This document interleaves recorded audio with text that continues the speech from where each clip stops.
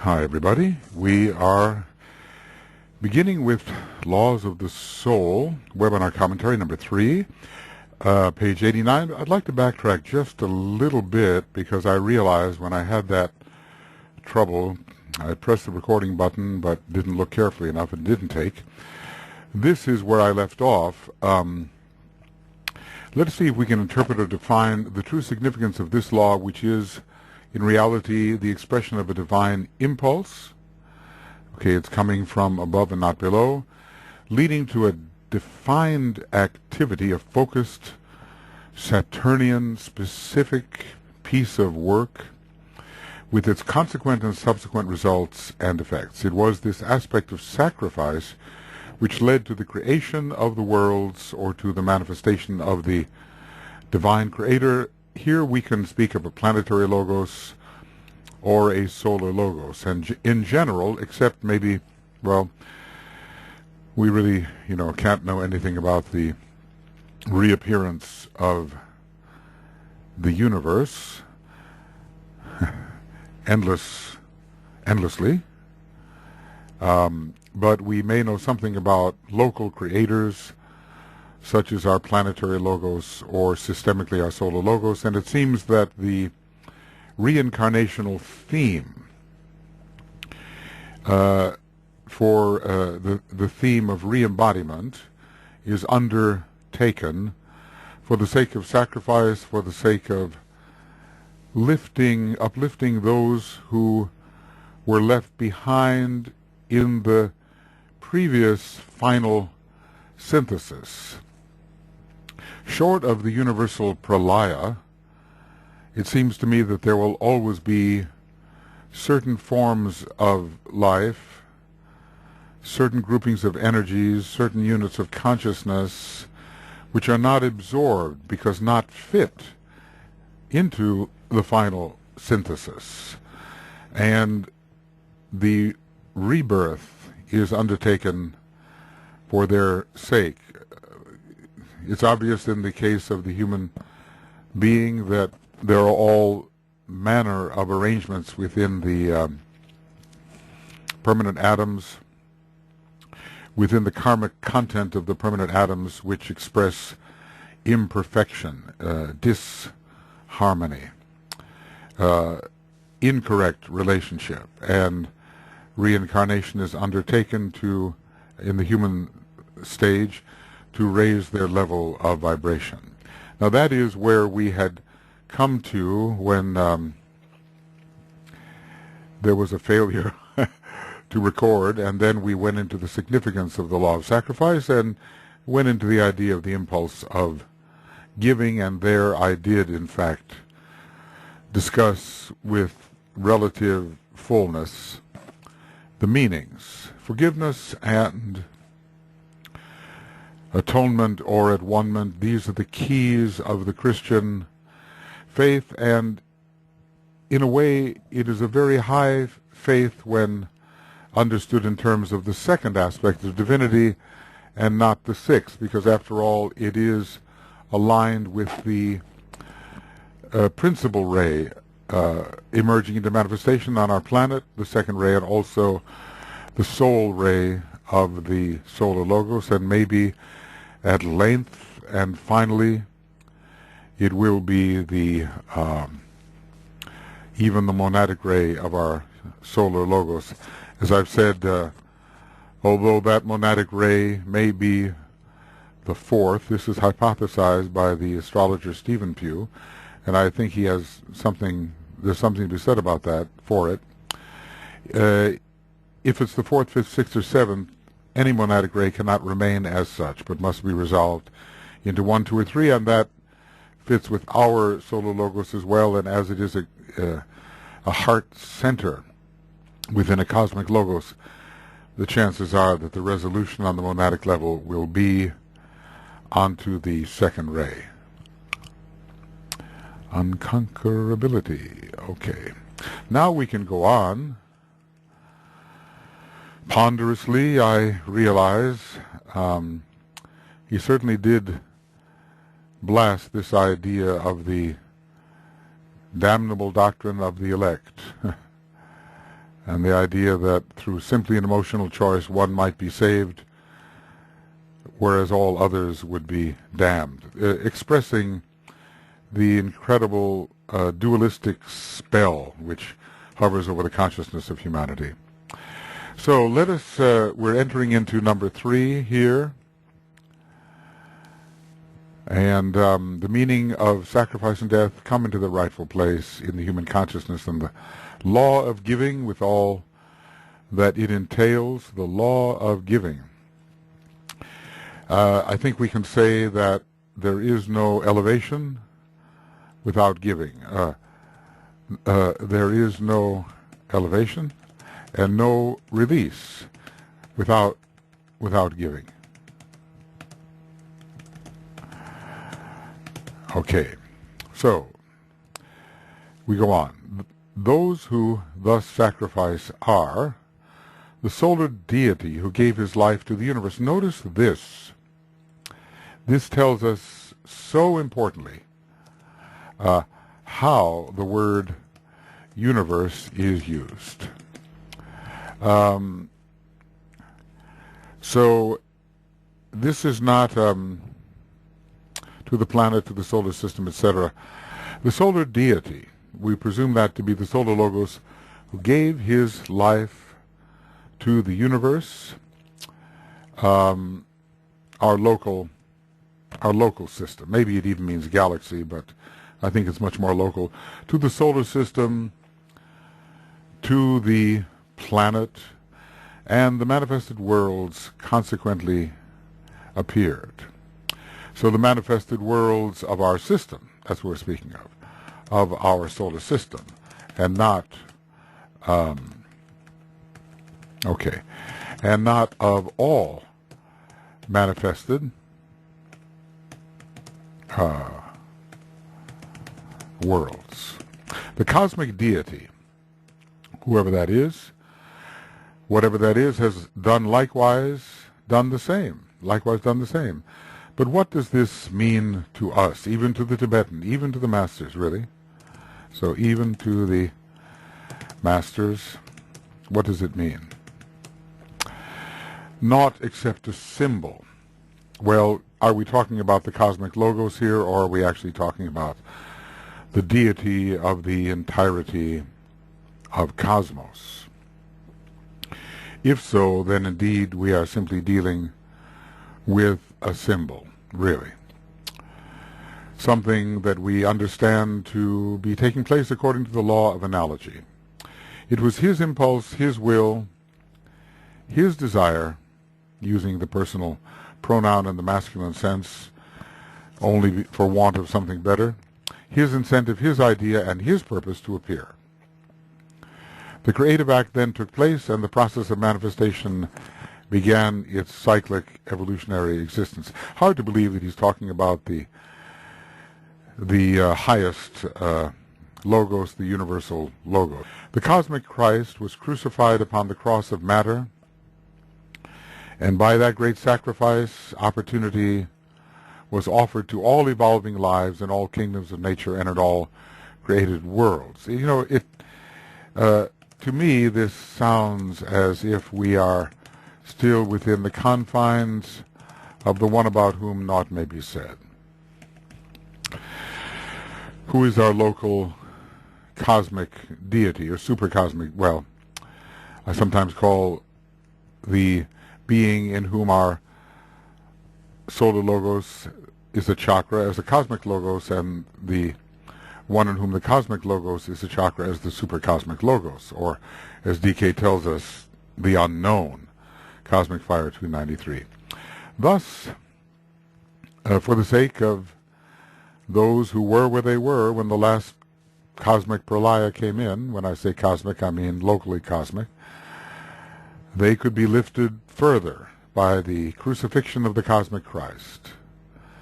So let's just say that that crucifixion offered opportunity to all who had reached only a certain point of development, when the last pertinent pralaya,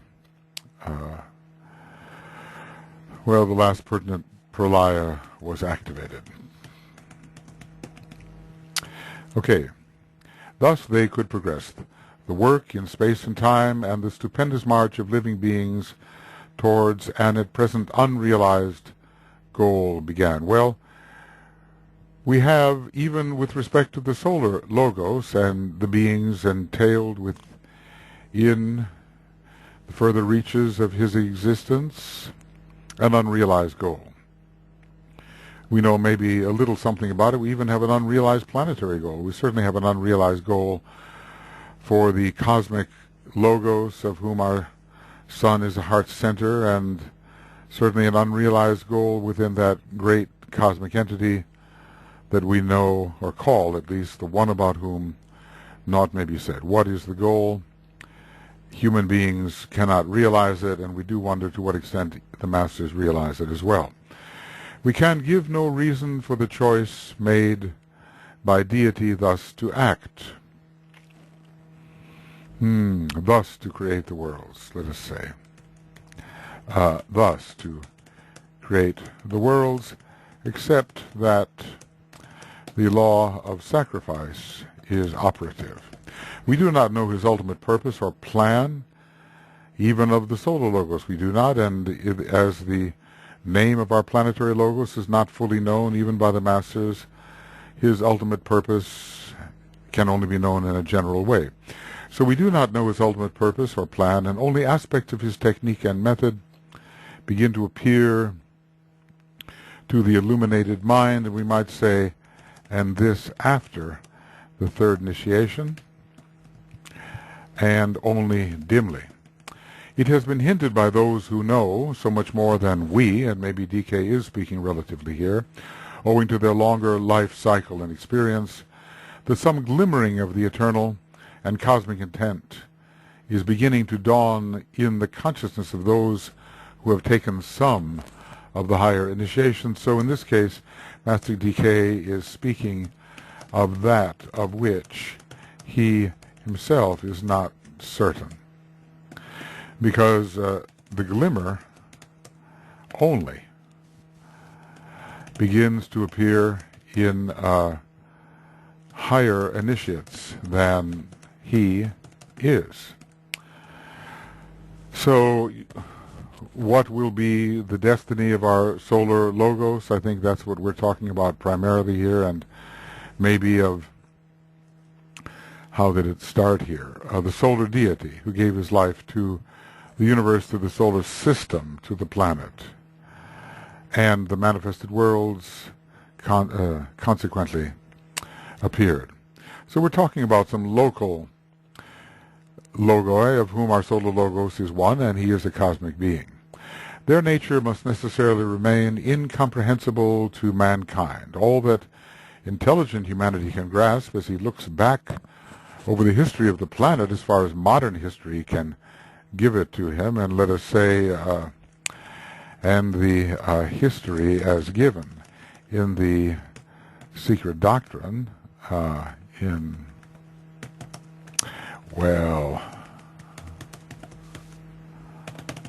is that there has been progress in the human power to be conscious. We realize that we are somewhat more sensitive, so it seems, than some of the average types of the previous root races. A growing and paralleling refinement of the forms of life in the various kingdoms of nature. I guess we can wonder about the mineral kingdom. Maybe we don't know so much about that, but maybe radioactivity was not present in the way it is now, and the escape of the mineral monad through some transitional form into the next kingdom was not possible in those earlier days. When we look at some of the fossils of the plant kingdoms, we realize that indeed there is a greater refinement in that kingdom, and certainly when we look at the stupendous but rather crude forms of the animals of ancient times, we sense there has been refinement And so it has been, I believe, with mankind generally. We cannot speak of the guides of the race who incarnated in those forms because they had an altogether different psyche. So as we look back over our history, and certainly the Secret Doctrine is the, as far as I'm concerned, the unparalleled history book of the development of humanity.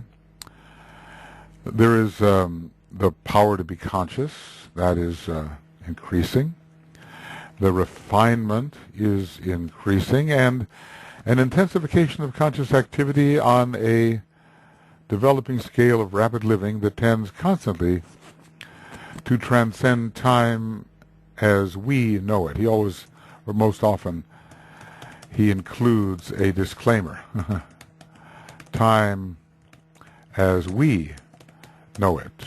Time as it is known on the lower planes. Time, in other words, that somehow, in some sense, there is in higher beings a sense of time which is pertinent to their stage of consciousness, but it is not the same sense of time as we have, time as we know it, very limited by the sense of constant sequences of perceptions. So intensification of conscious activity, the tendency to transcend time and to be less the prisoner of time, right? To be less the prisoner of time and to not not to be subject to time as such a limitation as heretofore. And then what else? An expanding realization of progress from one dimension to another. Until today we talk in terms of a fourth dimensional state of consciousness and can grasp the fact that 5 or 6 dimensions are beautifully possible. Well, this means one thing to the mathematicians and physicists, and another to the occultist who speaks of dimensions, well, who speaks of planes as dimensions. So the 5th and 6th dimension are, in this case, those of the atomic and monadic planes, and the 4th dimensional state is particularly that of the plane of harmony or buddhi or of rational unity. I'm remembering him using that fascinating phrase to describe the consciousness of the Buddhic plane, the plane of rational unity. So there's also an expanding realization of progress from one dimension to another. This is if we look back over history and compare where humanity was at former times to where it is now. We have growing power to be conscious, growing refinement, growing ability to transcend time, progress from one dimension to another, and an increasingly scientific control of the elements in which we live and of the forces of nature. Of course, the Atlanteans had that too, but that knowledge was retracted or removed from their memory, and in time the ways of control were forgotten. Today we talk in terms of air mastery, just as 500 years ago, when such a thing was deemed impossible, they talked in terms of the mastery of the oceans. So mastery, control of the elements, this is another way in which we have improved, but obviously he's not considering the Atlantean times, because there was, with their so-called airships, or Vimanas as they were called, a mastery of the air. But we're talking about relatively modern times. We are offsetting the gravitational pull of the earth so that we can fly into the face of the sun, and we might say reach the soul dimension. So we are not speaking here of Atlantean Vimanas. HPB in her Secret Doctrine discusses the use of these flying machines and how they were the possession of the highly advanced types in the Atlantean periods, including the sorcerers and those who were reinforcing the value of form and matter.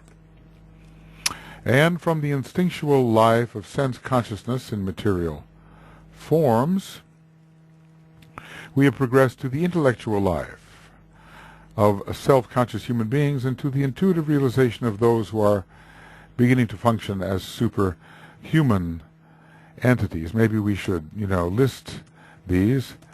This has been the progress of man. And let's just say power to be conscious, refinement, and power to transcend time. And then number 4 would be progress from one dimension to another. And then number 5, control and mastery, and mastery of the elements in which we habitually live, and then from instinct to intellectual and dawning intuitional life. Okay. This has been the progress that we have succeeded in historically over our long evolutionary period. And those in Atlantis who had these, they were of the advanced type. They were not the true Atlantean. They were there largely for purposes of service, or they may have been initiates of a previous solar system who were there more to prey upon and use the relatively emotional humanity of the period. So all this progress has been brought about as the result of the determined, conditioned activity of a great life. So let's see, our progress is the will of a great life in whom we live and move and have our being. Imagine that. It actually printed out. A great life in whom we live and move and have our being, which chose to make a major sacrifice and to be crucified upon the cardinal cross of the heavens, and therefore pass through a cosmic initiation. And we speak here of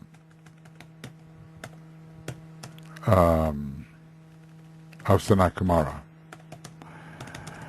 Kumara, or really of our planetary logos, of whom Sanat Kumara seems to be an emanated extension focused in certain worlds, a kind of incarnation of our planetary logos. I think he has many incarnations. I think in a way every planetary scheme is a kind of incarnation of our planetary logos. But we particularly deal with Sanat Kumara and his relationship to the humanity of our globe and of our chain. It is an extension of himself by our planetary logos in a very focal and redemptive way, and we call this extension Sanat Kumara. So a great life. All of our progress, it's not our own, it's driven forward by a great being who has a certain will, certain purpose, will, plan, to which we at first involuntarily respond and eventually respond in a conscious and cooperative manner.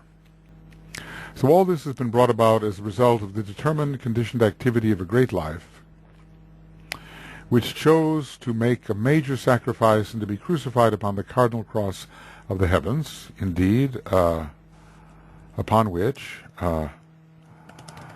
our planetary logos, Sanakumara, is crucified. Now, our planetary logos is taking a cosmic initiation and is lined up, once he masters his cosmic astral vehicle, to take the second cosmic initiation. Obviously, the logos of Venus has already taken that particular initiation. From our minor and relatively uninformed angle, stands crucified upon the fixed cross in the heavens, and through the medium of the mutable cross is nevertheless producing changes in the evolutionary cycle. The fixed cross of the soul and the mutable cross of matter form, increasing refinement of form and that intensification of life which distinguishes his creation. I think DK is telling us that we do not know much about the cardinal cross, nor can we assess the activities which occur upon it. But at least from our angle, this great life is influencing our soul development and our evolutionary cycle. Is working in that way. So we have quite an uninformed idea of his particular work, even though he is really crucified upon the cosmic, the cardinal cross. How far that cross extends? Well, it must be an operative idea. Let's see. The cardinal cross must be an operative idea within the boundaries of the one about whom, in whom the zodiac of signs, signs of the zodiac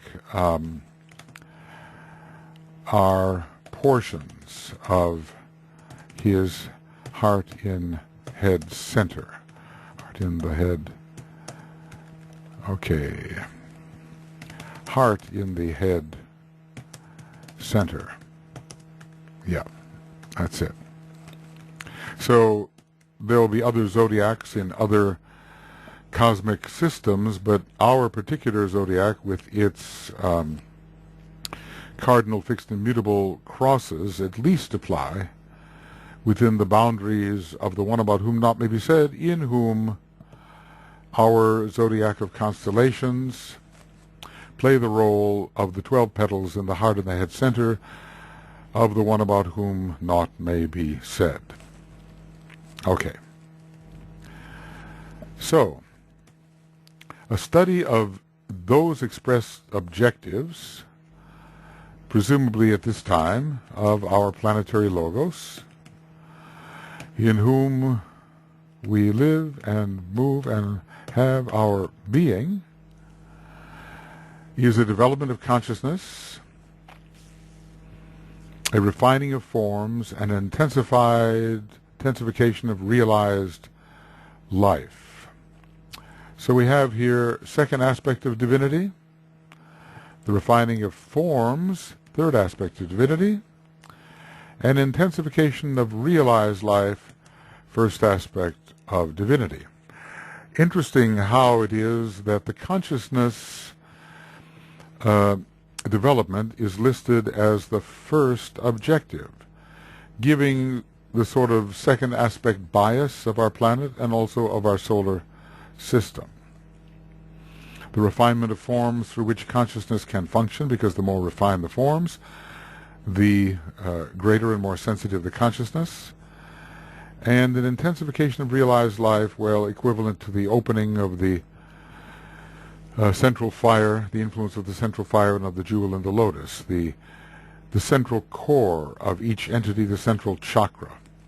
Just as we have in each chakra a central jewel, So there is in each living being, who is, after all, a chakra, a central living fire, which under some circumstances can be called a jewel. So a study of those expressed objectives will convey to the earnest student a meager understanding of the lowest aspect of divine purpose. Meager. Okay, it's basically light, love, and power. That's one way to put it. It's conscious sensitivity, refinement of forms, and the penetration of the life aspect into the consciousness and into the form so that it may be realized by the consciousnesses which are still immersed within form. The wonder of the idea, certainly to a consciousness like Master DK's, staggers the human imagination. He might have just said staggers the imagination, but he knows there are imaginations which are not staggered. So these are great, wide-reaching objectives of great creators undertaking incarnation for redemptive purposes and thereby confining themselves, thereby limiting themselves to certain ring past knot which otherwise they might easily transcend. But whenever sacrifice is involved, there's a limitation of scope, a temporary limitation of scope. So when conscious sacrifice takes place, there is a conscious limitation of scope for the sacrificing entity. In other words, contacts which otherwise might be made, fresh impulses which might be registered and assimilated, these are temporarily. It's interesting how Saturn is the Lord of time and the Lord of sacrifice both. Saturn is the Lord of time and of confining sacrifice. So for a time and in a confined space, for a limited time and within a limited space, sacrifice occurs. So many of us would like to have certain contacts to help us grow and relate to a larger context, but we find ourselves perforce confined for a certain time to a certain space, to a certain duty or activity, a certain function. We can't fulfill all functions simultaneously, and the correct fulfillment of any function represents a sacrifice inasmuch as we cannot be fulfilling other and higher functions simultaneously. So time and space are involved in the idea of sacrifice. And the great sacrifice, our planetary logo says Sanat Kumara, has limited himself to a very small space, our particular globe, for a certain duration, perhaps until the Judgment Day, and beginning, I think, well, can we say beginning at individualization of man, but maybe beginning earlier, in fact. It's a span of some millions of years in order to elevate the lives on this particular planet more rapidly than otherwise might be the case. And so this voluntary confinement to reduced opportunity is sacrificial.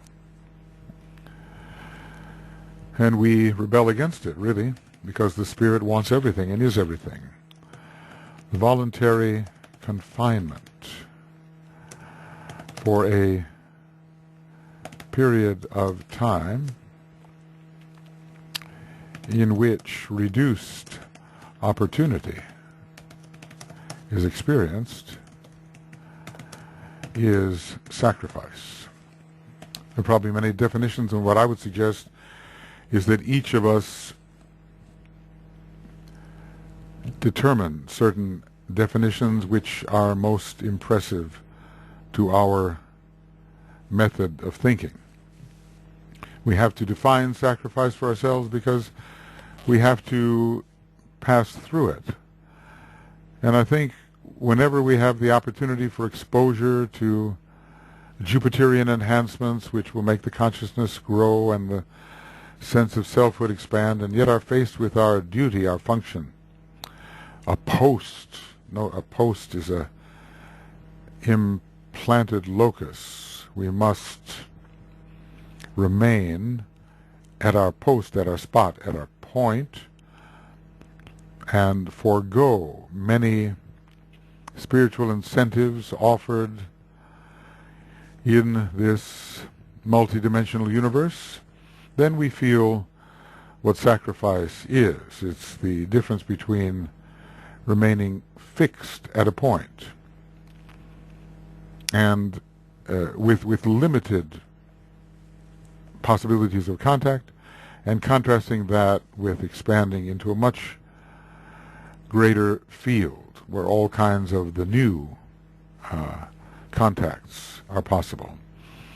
So in another sense, we could say that sacrifice is a deferral of the new. Same old thing. We have to go over and over these recurrent types of duties, but we can refine our approach to them, refine our skill in action, and strangely enough, Saturn, who keeps us fixed at our post, is also called the planet of opportunity, because we build our abilities and therefore can progress all the faster and with greater certainty while we are in possession of these reliable abilities built by repetitive action while standing at our post. So he shall stand until the last weary pilgrim finds his way home, at least among the pilgrims who are within the range of his redemptive intention. So if this is a statement of fact, and that we can get some meager understanding by thinking of divine purpose, by thinking of consciousness, refinement, and life, the intensification of realized life, it has to be conscious, of course. So that if this is a statement of fact, and if these ideas are about the expression of still deeper and more beautiful cosmic purposes, remember that all the laws on Sirius we don't know.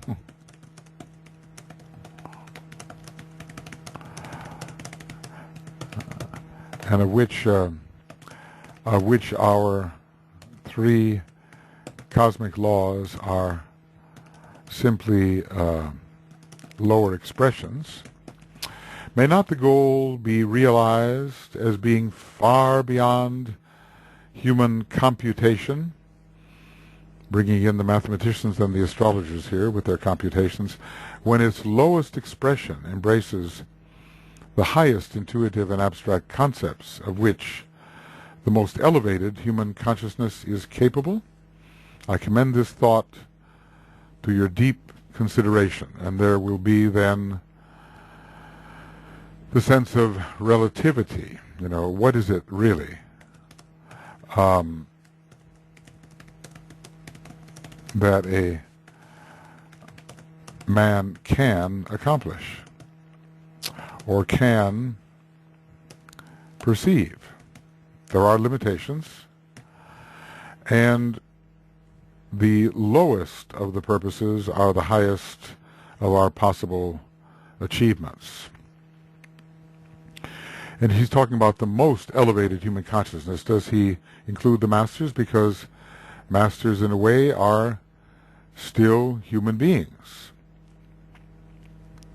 So he's giving us a sense of perspective here. There are still deeper and more beautiful cosmic purposes, and on it will go as we move into an understanding of the galaxy in which we are playing our part.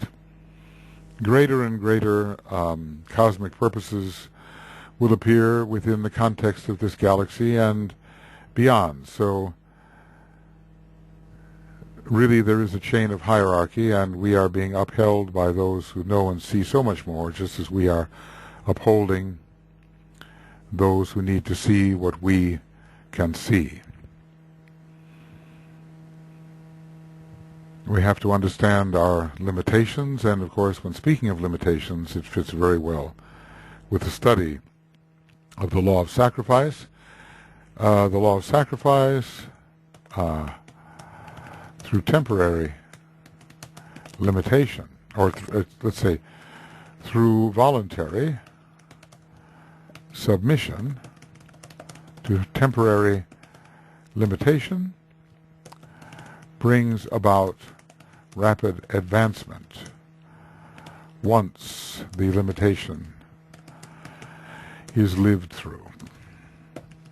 So those who are in the midst of sacrifice seem to be retarded in their progress, but when released from the sacrifice and given the benefit of all they have learned, they make very rapid progress. We might look at the life of the Christ, as much as we can understand of it, which is really very little, which has been a huge demonstration of sacrifice, and we have to remember that the Christ is the most rapidly evolving of all the earth humanity. So sacrifice is related to rapid evolution. The Christ, who is the great example of sacrificial living, is also the most rapidly evolving human being amongst earth humanity. So it gives one pause, doesn't it? And we sometimes look at the labor in Gemini of Hercules. He had to stop. He was on his way to get those golden apples, you know.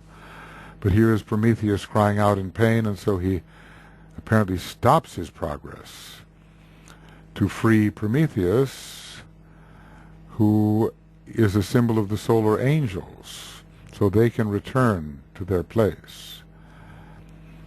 And then he's on his way to the golden apples when he sees Atlas, who may be the symbol of the spiritual hierarchy upholding the burden of the world, and he stops his apparent progress in order to help Atlas bear the burden of the world. And lo and behold, the golden apples fall into his hand, coincident to that sacrifice. So Master Morya's words, when have you ever become less through sacrifice, is really something to ponder when we are in the midst of submitting to confined conditions which apparently offer little scope for the kinds of growth towards which we might aspire, towards which we yearn. But if we fulfill our Saturn in this respect, then the great advantages offered in a trans-Saturnian world will be ours the more rapidly. The way to slow oneself down, surely, is through selfishness. It will be apparent, therefore, why it is the energy of the fourth ray which is related to the law of sacrifice, and who in this fourth planetary scheme and in our fourth globe, Earth globe, so much emphasis is laid upon the law of sacrifice, the law of those who choose to die.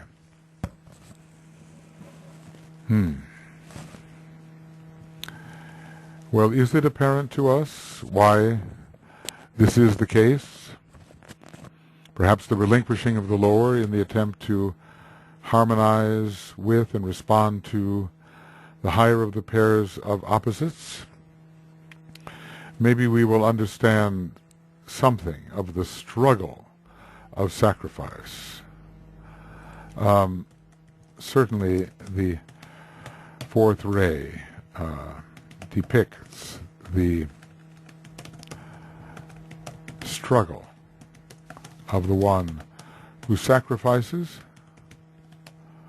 torn between what is desired and the call of duty to remain at one's apparently limiting post. Okay, we'll see if we can be clearer about why it should be obvious that the law of sacrifice is ruled by the fourth ray. The fourth ray of conflict with a view to eventual harmony, is at present not one of the manifesting rays, so we might say that fourth ray souls are out of incarnation. Yet in the light of the larger cycle, this ray is a major controlling factor in our Earth evolution. Well, even this larger cycle, a perhaps 44,000 year cycle, of which about 40,000 years remain. And since we're dealing with our fourth globe and fourth chain, and this planetary scheme which is fourth from the sun, and dealing with the fourth kingdom of nature and the fourth creative hierarchy, and this law of sacrifice is so important to the monads, the lords of ceaseless and persevering devotion, we can see the relationship of the fourth ray to all the kinds of circumstances in which we are involved, and in durations that are longer than this 40,000 plus year cycle, because humanity has been under the influence of the fourth ray for millions of years. So yet in the light of the larger cycle, this ray is a major controlling factor in our Earth evolution, because we remember the symbol of Earth is the cross enclosed in the circle. And right now, of course, I think we experience it largely as the cross, but the enclosure, the synthesis, the way that the competing energies and polarities come together in a circle has yet to be completely demonstrated. So this ray is a major controlling factor in our Earth and in the evolution of our solar system, which is one of the fourth order, and is an astral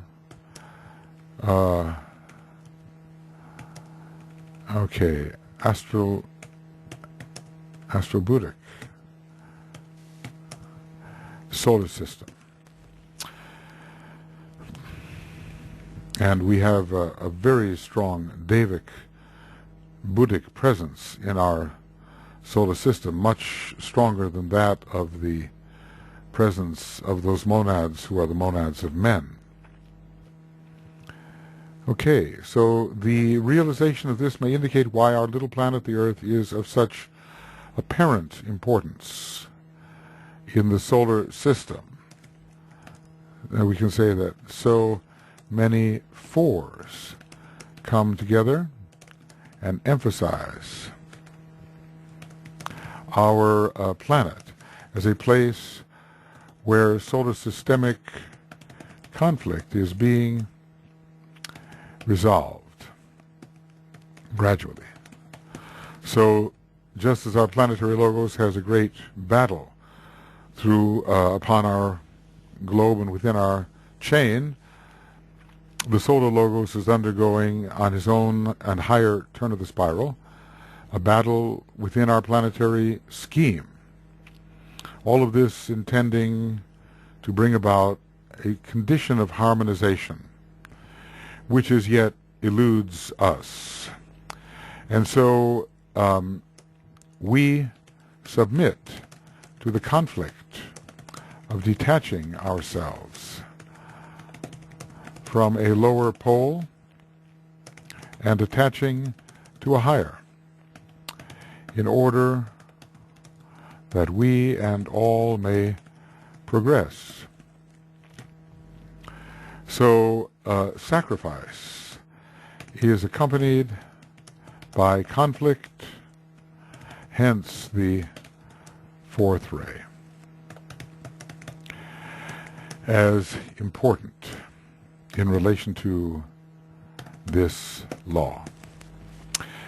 So the realization of this may indicate why our little planet, the Earth, is of such apparent importance in our solar system. Well, we're in the middle of a great struggle, and we are preoccupied by the struggle, and perhaps to higher type of vision, there would be some importance to what's going on the Earth with respect to our solar logos, but not the kind of overwhelming importance we attach to it because we are so close and so embroiled in the conflict.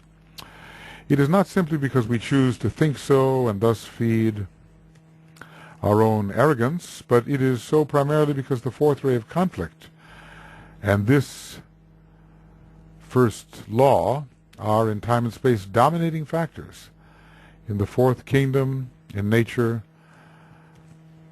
the human kingdom. In other words, how can we become graduates of our planetary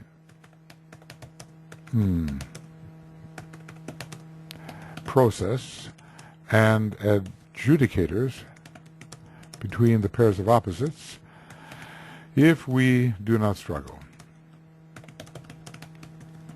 between them. So we're learning something about the poles and counterpoles of the pairs of opposites, about the second aspect and the third, about the present solar system and the previous one, about our particular chain and the previous or moon chain. We are torn between material and spiritual tendencies, which is the life of the fourth ray. Torn between material and spiritual tendencies, the life of the fourth ray. Our planet, the fourth in a series of divine, expression with which we are associated, the fourth major one anyway from the sun, has a peculiar relation to the position of our solar system in the series of solar systems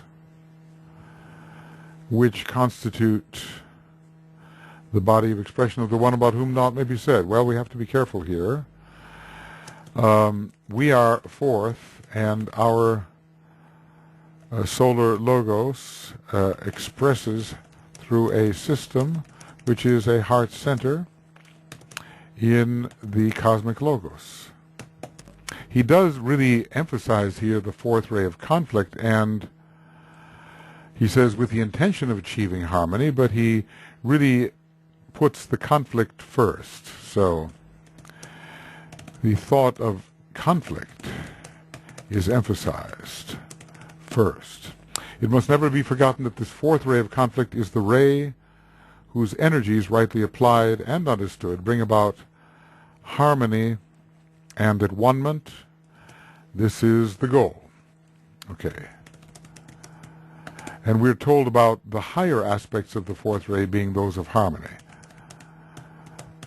and the lower aspects of the fourth ray being those of conflict. Is there sacrifice without conflict? It is to sacrifice, let's put it like this, to sacrifice is to place oneself in an inescapably conflicted situation. Because one is going against, one is opposing a natural pull towards that which is lower, and maintaining a painful point of tension in resistance to the lower pulls. Of course, the higher pulls help maintain that point of tension. So eventually the harmonizing will come about. The result of this harmonizing activity is beauty. Okay, that which is naturally attractive and magnetic, drawing the entity towards itself. But it is a beauty that is achieved through struggle. That is the fourth ray. Without struggle, the beauty has to be earned through struggle, as the fourth ray achieves beauty. There's also the second ray type of achievement of beauty, but we're told of the second ray that it agonizes towards the goal. So struggle and agony, they are found in both of these middle rays, the fourth and the second. So without struggle, no harmonious beauty. And the creative artist, I think, contends, let us say, with many forces within his nature which are dissonant, in order to arrange them in such a manner that harmony and beauty may be the result. So this produces a livingness through death. Dissonance must die. And lesser relationships must give way, fade out. A harmony through strife that we're familiar with, and a union through diversity and the adversity of the diverse. Whenever you're attempting to bring together many and diverse energies, some of them will be adverse to each other, and one has to find the right arrangement which will allow them to adjust to each other and fall into harmonious relationships. So in some ways this is the ray of mutual adjustment leading to harmonious relationship. There is an engagement where the conflicts are worked out and common ground is found and the dissonant elements are de-emphasized, and a new type of cooperative relationship is based upon points held in common. There's always going to be something the two entities share, and upon that sharing they can build. So, what have we been speaking of here? The fourth ray of conflict will bring harmony. Now, we have a very conflicted global situation at the moment, but it has been the history of humanity, the fourth kingdom, to progress through great strife and through the death of the form. We can say livingness through death. The form is killed in conflict, but the consciousness becomes more exquisitely alive through the sacrifice of the form, through conflict. So the first ray and the fourth ray are intimately related, and this has a lot to do with the fourth plane, which interestingly enough is the first plane of livingness. The fourth plane is the first plane of cosmic livingness, and is also called the mountain whereon form dies. So death gives place to livingness. Death of the form gives place to livingness.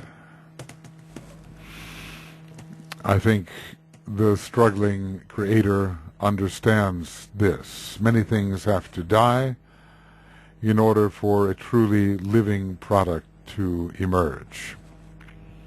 So this is the ray of livingness through death, of harmony through strife, and of union through diversity and adversity. Okay, so 3 additional names of the ray of harmony through conflict. The sacrifice of the solar angels brought the 4th kingdom of nature into being. So they divided their presence and their consciousness, thus creating a point of tension. They still had work to do on their own high plane, and DK warned us not always to be importuning our angel and leave it free to do what it must do also. But it extended itself, a fragment of itself, into what became our vehicle, the heart center of the descending monad, and thus had to endure the tension of being within a foreign land, within us, and within itself simultaneously. There was this rending process. You know, sacrifice always involves counterpoles.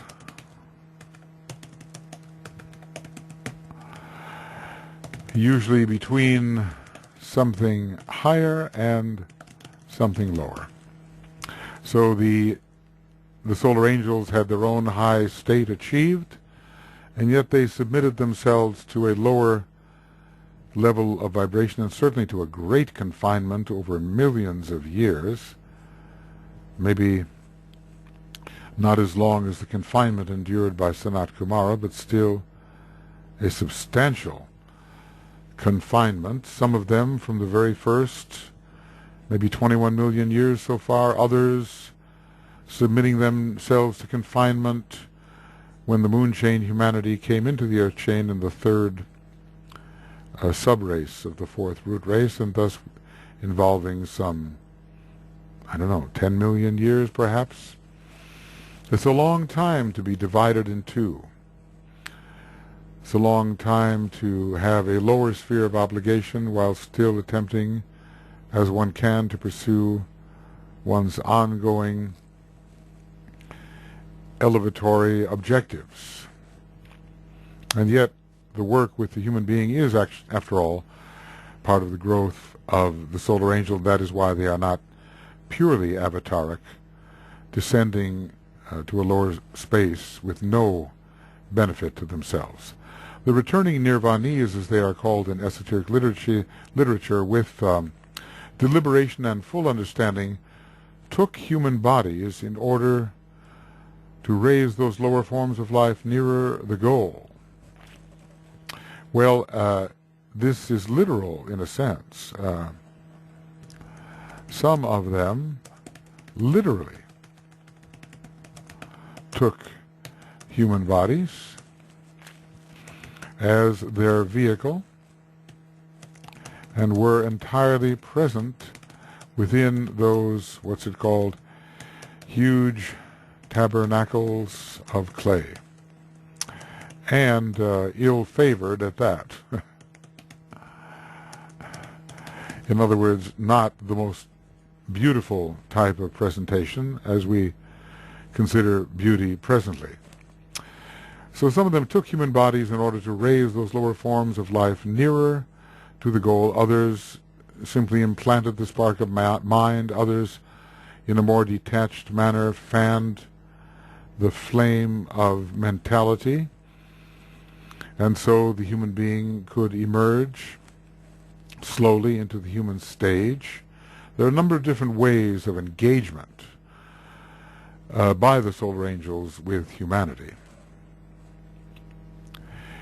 So, in order to raise those lower forms of life nearer to the goal, these were and are ourselves. Now, I assume he means by that these lower forms, or the being consciousness within those forms, were ourselves. The lords of knowledge and compassion and of ceaseless persevering devotion, who are ourselves, chose to die that lesser lives might live. So as monads, we too were subject to the law of sacrifice. As monads, we also subjected ourselves to the law of sacrifice, and thus our pilgrimage. It's a different kind of sacrifice than that to which the solar angels subjected themselves. They are monads too, but they are monads of greater attainment in their expression upon the cosmic physical plane, and maybe on other planes as well, because they have been too serious, apparently, to be trained as solar angels. So the lords of knowledge and compassion and of ceaseless persevering devotion, who are ourselves, chose to die in order that others might live. And right there, here is the key to the meaning of the esoteric name. Okay, so this is the meaning of the esoteric name of this law, the law of those who choose to die. So, choose to divide, to descend, to be in two places at the same time, and thus, be torn. Well, we know, just as one flame, one great flame, lights a series of lesser flames and yet remains, the monad stays at home even as it goes forth. That's a sacrifice. That's a division. The monad stays at home, the monadic plane, even as it goes forth as the monad in extension, we can call it. The monad in immersion in the 5 lower worlds. So, wherever you have the deliberate assumption of a bipolar state, the maintaining of two contrasting poles simultaneously, you have sacrifice. Sacrifice, in a way, is a condition of division and of the tension rising from that division. I think we can understand that. The monads go forth into the lower worlds. It is a sacrifice. They have higher possibilities, but they confine themselves into a type of imprisonment in matter form. The solar angels do the same. They have many pursuits on higher planes they could be making, but an aspect of their nature is confined. Isn't it interesting? It's always an aspect of the nature that is confined and not the entirety. This is important. An aspect of the nature is confined, but not the entirety. And when we human beings sacrifice, this is also true. We maintain our higher consciousness in the midst of apparent confinement. So, we can be doing something very mundane and apparently limiting, but where is our consciousness? We can also be achieving in higher ways, even while attending to the lower, apparently lower, necessity. Thus it is for the solar angels who still pursue their own type of spiritual telepathy on higher planes. Thus it is for the monad who has his own work on the high monadic plane and yet is extended into a confinement and material immersion. And this sacrifice has made possible the evolution of the indwelling consciousness of deity. So, the willingness to self-divide and endure the tension of self-division is sacrifice, and this is clearly related to the fourth ray, which specializes in two-ness, which have to become a oneness. This consciousness, having worked its way through the subhuman kingdoms in nature, needed the activity of the solar angels. And this is really, this consciousness, our consciousness, is really monadic consciousness in extension or emanation. But in order to make the bridge, and to make it more rapidly at least, the solar angels were called in with the awakening of the planetary heart center. And so herein lies our service to God through sacrifice and death, helping His wholeness achieve liberation sooner. Our service to other souls through deliberate self-sacrificing purpose. So we confine, it's always confinement. We confine an aspect of ourselves to do the things which other souls need done, but which we do not necessarily need done, because for us they have been done. And our service to other forms of life in other kingdoms, and you do see actually human beings, a number of human beings work with the lower kingdoms, but let's just say that the normal method of building their spiritual faculties through higher contacts is foregone. But still there can be much spiritual building through compassion and through love and the will to see the lower rise. I think, the solar angels are building in this way. We are very primitive beings compared to the solar angels, but as we rise there is some gratification and benefit to them, and when we work with the lower kingdoms it is so.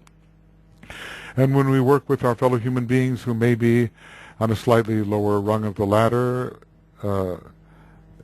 in such a way that we can help them take the next step on the ladder, then we also benefit, because we can say that sacrifice opens the heart center, which is the fourth center.